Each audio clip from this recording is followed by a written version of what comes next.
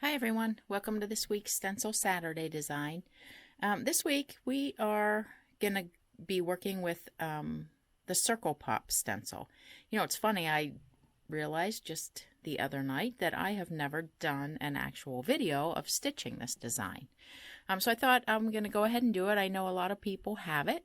And, you know, there's no right or wrong way to stitch this. So, you know, if you found a path that works great for you, then I would continue to use that, and it may not be the same one I use, but I'll show you the way I do it, and you can do it a couple of different ways. You know, if you want to stitch it without the grid, you can do that and not stitch these grid lines. I find myself personally, I almost always stitch the grid lines, and the only reason that I like to do them mainly is because if I don't get these circles like really perfectly round, it's very noticeable, because what you notice are these like little diamonds here. So if I wobble a bit on some of these, then these don't look really the same. So what I find is that I do the circles first, and because I cross over from one to the other and going like down this way, then what happens is if these aren't perfectly round to make these all look the same, as soon as you stitch this line through and complete the grid, it takes the focus away from this little diamond shape, and it kind of distracts from any irregularities in your circles. So I'm going to go ahead and I'm going to just start right here. I usually start on the left. You know, what I really like about this design is it is a lot of stitching when you do a lot of it, but it really, you know, you develop a flow pretty quickly for how the design stitches, and, you know, I think it kind of, you don't have to think a whole lot about it once you get started. So generally, the way I do it is I'll stitch the outside first. So the great thing is, you know, we're going to stitch a spiral in, stitch the center, and then I kind of try to stitch back between them like you would with any spiral. Does that happen? Usually not.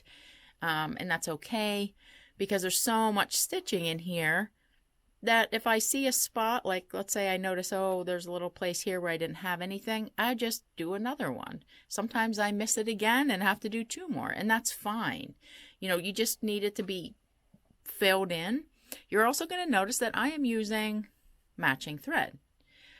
The reason I like to do this in matching thread, you don't have to, but the thing is, if you use matching thread, you're gonna be able to fill this in easier.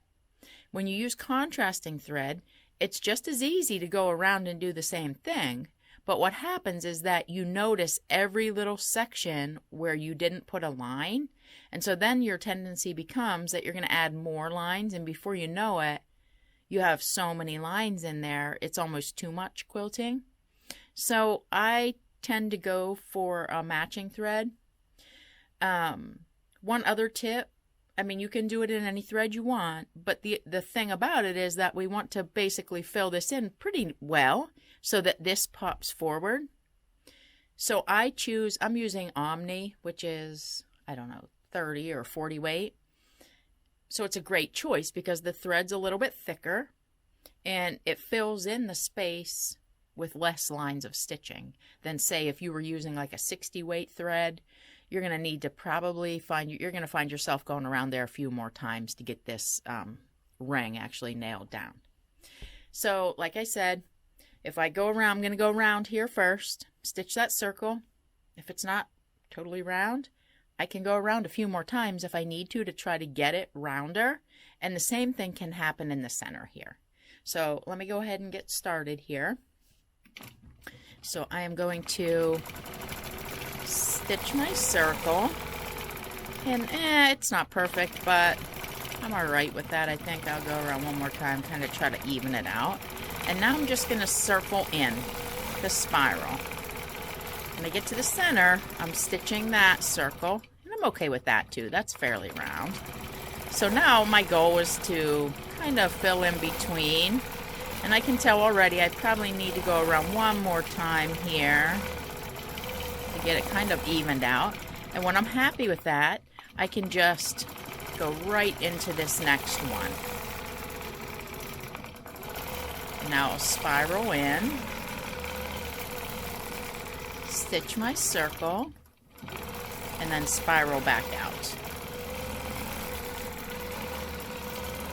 I am going to go around here. Actually, need to get there, and maybe right there. And then I can go right into the next one.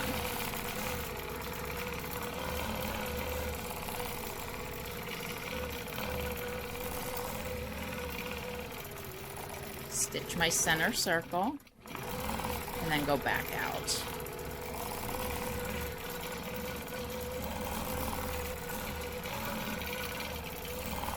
It's pretty nicely filled in, so I'm going to scoot right into this one.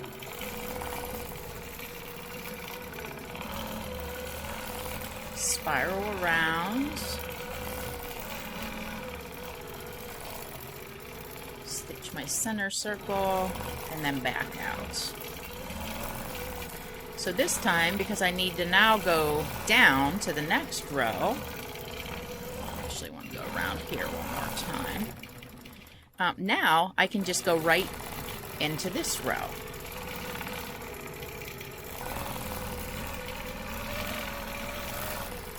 And then this time, I'm just going to shoot out of here to the left.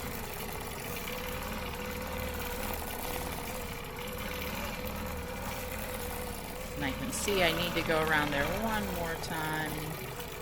And then I'm going to go right into this one.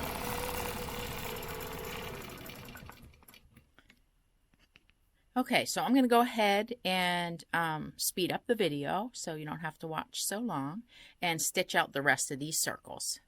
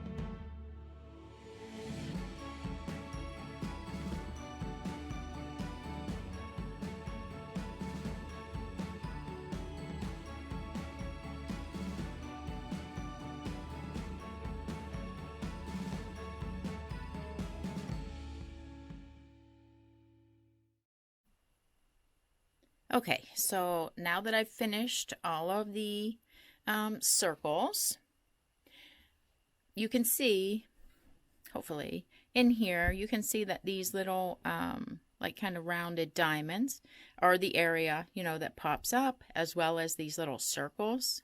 So one other tip that I will give you is that you want to use a batting that is kind of, I guess I want to say dense. It doesn't have to be all that thick, but you want to have one that's kind of dense, because if you have an ultra thin batting, you're kind of going to do a lot of work and you're not going to get so much effect because you're not going to see the little things popping up. But the reason that you want it to be a dense batting, so one time I did a quilt with this and I used 80-20, which, you know, is fairly dense, but it's also like airy, I guess, and puffy. And if you put too much stitching in here, when I took the quilt off, these little puffs fell to the back. So what I had was all these little rings and a bunch of divots going down because the puff went to the back. Because this is a lot of stitching. Essentially, it's kind of like, you know, thread painting. So you want to make sure that you have a batting that can withstand that much, you know, stitching. It would be terrible to do a whole quilt like I did and find that, you know, these go to the back and you spent all that time and kind of got no advantage. Now, if you look right here, and it might be hard to see, but like here, I didn't even hit that line, and that's okay because once the lines are gone. But that's what I'm talking about. If you're not okay with how your little diamonds here look, because maybe you wobbled here or there on your circles, that's kind of why I add the lines. So at this point, I've already stitched around the outside, so I'm just going to grab my ruler and go ahead and stitch the grid lines here. The other nice thing that I like, and you really can't tell because this is a really well matching thread, but sometimes if your thread isn't an exact match, you can see where you traveled from one over to the other, and by stitching the grid second, it's going to stitch over top of that travel line and it kind of hides that.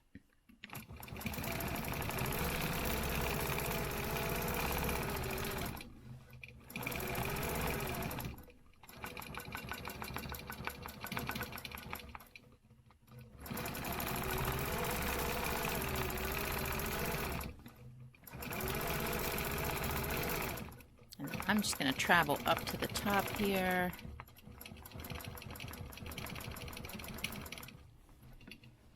And grab these lines.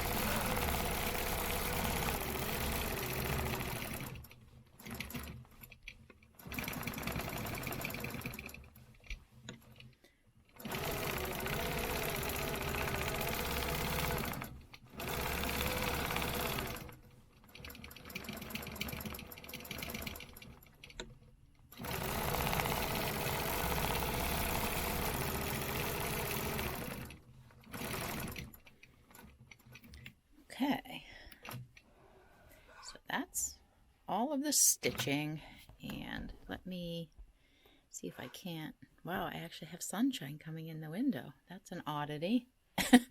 Let me see if I can get rid of these lines real quick here a little bit. Use my handy dandy nail brush here. Bunch of extra ones out there.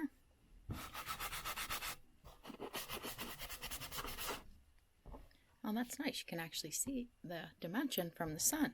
So I hope you enjoyed that. It kind of is an older, one of the first stencils I did, and you know, sorry I never did a video on stitching it prior. Have a good week, and I will see you next time.